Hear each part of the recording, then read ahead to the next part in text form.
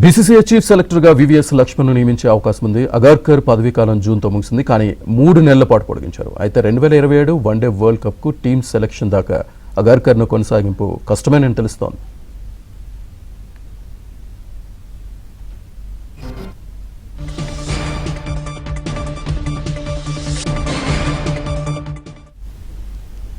రోహిత్ శర్మ విషయంలో అగార్కర్ వైఖరి వివాదాస్పదమైంది. రోహిత్ శర్మ, విరాట్ కోహ్లీపై అగార్కర్ వ్యవహార శైలిని పలువురు మాజీలు తప్పుబట్టారు. బీసీసీఐలో కూడా కొందరు ఈ విషయంలో అసంతృప్తిగా ఉన్నారు. ఆ మాటకొస్తే రోహిత్, విరాట్ స్థాయికి అగార్కర్ సరితూగడనే వారు కూడా ఉన్నారు. మొన్నటి ఇంగ్లాండ్ సిరీస్లో రిటైర్ అవ్వాలంటూ రోహిత్పై అగార్కర్ టీం ఒత్తిడి తెచ్చినట్టు ప్రచారం జరిగింది. ఇదే ఇప్పుడు అగార్కర్కు మైనస్ అయింది. అగార్కర్ ఇక చీఫ్ సెలెక్టర్గా కొనసాగే అవకాశమే లేదని బీసీసీఐ వర్గాల్లో ప్రచారం జరుగుతోంది.